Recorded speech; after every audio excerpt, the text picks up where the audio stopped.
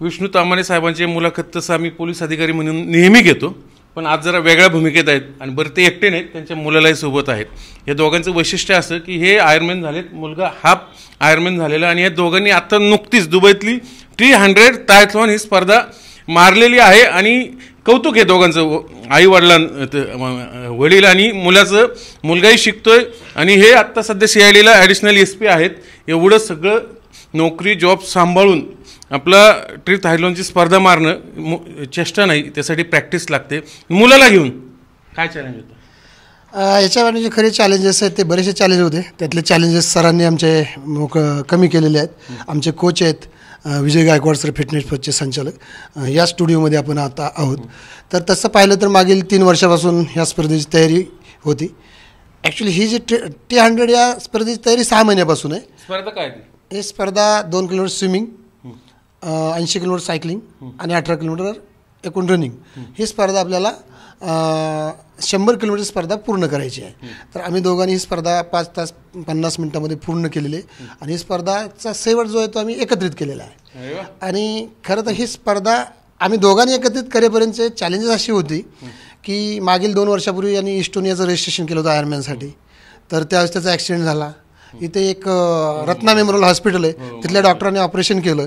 ते ऑपरेशन करताना चुकीच्या पद्धतीने केलं आणि त्याच्यामध्ये काचेचे खडे वगैरे राहिले आणि त्याच्यामध्ये तिथले ते वाघ डॉक्टर आहे यांनी चुकीच्या पद्धतीने ऑपरेशन केल्यामुळं आम्हाला दुसरीकडे ऑपरेशन दुसरीकडे करावं लागलं आणि त्यामुळे ते इव्हेंट नाही करता आला.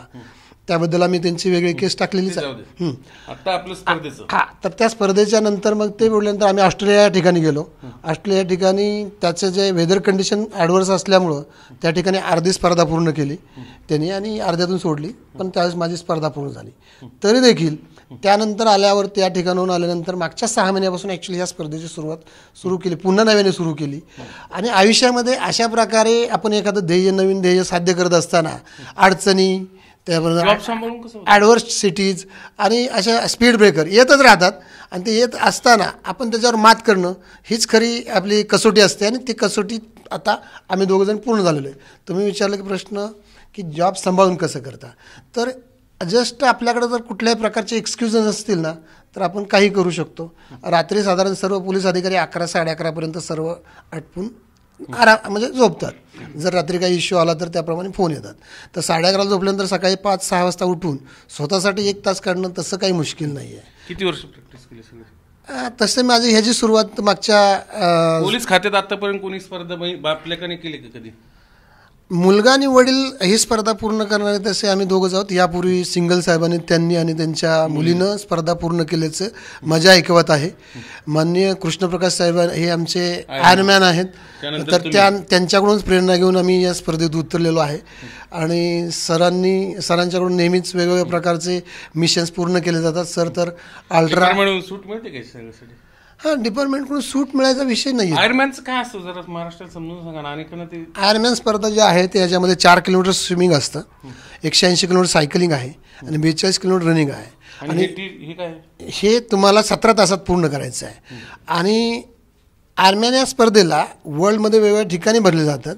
आणि ही जी T100 स्पर्धा आहे तर ह्याला जे टॉपर येतात त्याला वर्ल्ड चॅम्पियनशिपसाठी पण पार्टिसिपेशन करता येतं किंवा ऑलिम्पिक स्पर्धेत पण पार्टिसिपेशन करता येतं.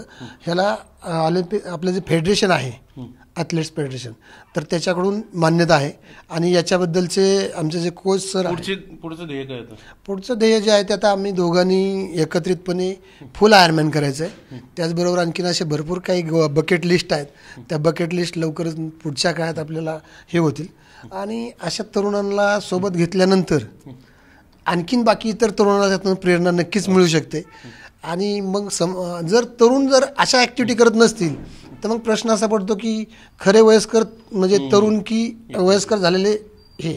तर नक्कीच तरुण ह्या असे वडील आणि मुलगा ह्या जोडीच्या माध्यमातून माननीय पंतप्रधान मोदी साहेब यांचं जे फिट इंडिया हे स्वप्न आहे एक कुठंतरी थोड्याफार प्रमाणात होईना कारण साकार करण्याचा आमचा एक खारीचा वाटा उचलण्याचा प्रयत्न आहे. तू कॉलेज सांभाळून कसं केलं? कॉलेज आता पप्पा ड्युटी करतच म्हणल्यावरती मला कॉलेज करणंच आहे. कॉलेजमधनं काय मला सकाळचं 2 तास वेळ द्यावा लागतो. कॉलेज सकाळी 11 वाजता असतं आणि संध्याकाळी 2 तास वेळ देतो अशा प्रकारे हाफ आयरमॅन झालं, आता ही स्पर्धाही जिंकल्या, तर पुढचं टार्गेट काय? पुढचं टार्गेट आता जसं पप्पा म्हणले, आता आमचं फुल आयर्नमॅनचं टार्गेट आहे. पप्पांचं ड्रीम आहे की हे छोटं ड्रीम होतं की एकत्र कम्प्लीट झालं पाहिजे इव्हेंट कुठला तरी. आता हा हाफ आयर्नमॅन थोडक्यात इक्वल टू T100 तेवढंच आहे डिस्टन्स. आता फुल आयर्नमॅनचं टार्गेट आहे, तर पप्पांचं ते स्वप्न पण पूर्ण होईल लवकरच. भारतातनं हे टार्गेट पूर्ण करणारे असे किती खेळाडू असतील? सायकलपटू? नाही, असे भारतात ह्या आयर्नमॅन करणाऱ्या स्पर्धेत सहभागी होणारे भरपूर खेळाडू आहेत. परंतु समजा मुलगा टार्गेट मुलगा आणि वडील, किंवा मुलगा आणि मुलगी, किंवा नवरा आणि बायको, असे टार्गेट अचीव्ह करणारे कमी आहेत. तसेच आता पुण्यामध्ये डुमरे पाटील फॅमिली आहे, डॉक्टर कुटुंबीय, यांच्यातले पती पत्नी आणि मुलगा मुलगी असे चौघं आयर्नमॅन झालेले आहेत. डिपार्टमेंटमध्ये कृष्णप्रकाश साहेब जे आहेत ते एक आयर्नमॅन आहेत. त्याचबरोबर साईनाथ ठोंबरे यांनी पण कॉम्रेडी स्पर्धा पूर्ण केलेली आहे. संदीप गुरमे म्हणून आहेत माझे सहकारी मित्र, तर त्यांनी साधारण त्यांच्या वयाच्या 91-92 वर्षी पूर्ण केलेलं आहे. पण 55+ मी पाहिलं आहे की पोलीस अधिकारी त्यांनी हे आयर्नमॅन पूर्ण केलं. पण सिंगल साहेबांनी देखील त्यांच्या मुलीसोबत हे आयर्नमॅन रोज साधारण 1 तास 2 तास प्रमाण प्रॅक्टिस करावं लागते. 1 तास 2 तास इतकी प्रॅक्टिस करावी लागते. आणि आठवड्याच्या शेवटी रविवारी एक मोठी प्रॅक्टिस असते. तर किलोमीटरमध्ये म्हणायचं तर साधारण 10 किलोमीटरच्या आसपासचं रनिंग असतं डेली. ते डिपेंड्स ऑन प्लॅन, कारण याच्यामध्ये आमचे कोच आहेत ते त्याचा प्लॅन देतात, त्या प्लॅनप्रमाणे आपण हे करायचे. परंतु रोजच्या रोज रनिंग किंवा रोजच्या रोज स्विमिंग असं नसतं. हे प्लॅन असतं, प्लॅननुसार आज स्विमिंग, उद्या 3 दिवस रन, 3 दिवस सायकल, स्विम डेली, आणि 1 दिवस खंड नाही पडू, थंडी पाऊस ऊन वगैरे काय खंड पडू देत नाहीत सर. मग सर रोज फोन करून खंड पडून देत नाही.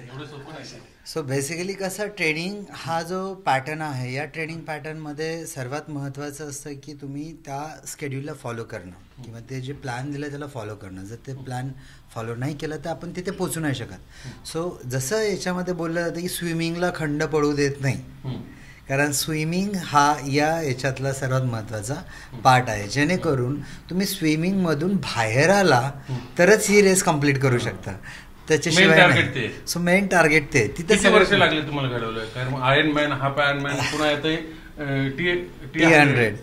सो या सर्व कालावधीला मला जवळपास 2.5 ते 3 वर्ष लागले.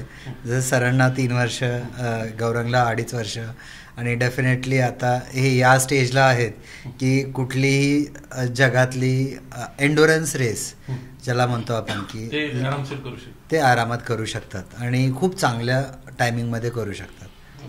मला वाटतं पोलीस अधिकारी नेहमी म्हणतात की आम्हाला वेळ मिळत नाही कामानिमित्त, पण सरांनी स्वतः एक उदाहरण एक्झाम्पल घालून दिलेलं आहे. बरं, स्वतः नाही तर मुलालाही कामाला लावले, आणि मुलालाही फिटनेसमध्ये याच तरुण पिढीसाठी एक मोठा आदर्श आहे आणि पोलीस अधिकाऱ्यांसाठी.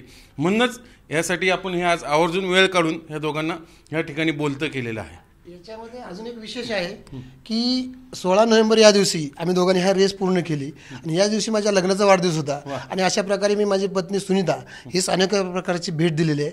आणि याच ठिकाणी माझी मुलगी तेजस्वी आहे, हिनं इच्छा व्यक्त केली होती की तिला स्काय डायव्हिंग करायचं आहे. तर जवळजवळ 15,000 फुटाच्या अंतरावरून स्काय डायव्हिंग केलेलं आहे. तर गौरांग, मी आणि तेजस्वीनं त्या ठिकाणी स्काय डायव्हिंग सारखी साहसी मोहीम देखील पूर्ण केलेली आहे. थँक्यू. सगळं चॅलेंजिंग आहे. मला ऐकायलाच अंगावर काटे येतात, एवढी सोपी गोष्ट नाही ते. त्यामुळं म्हणूनच यांचं कौतुक आहे. व्हिडिओ जर्नलिस्ट नितीन सांडबोरसह चंद्रकांत पुंदे, जे मीडिया, पुणे.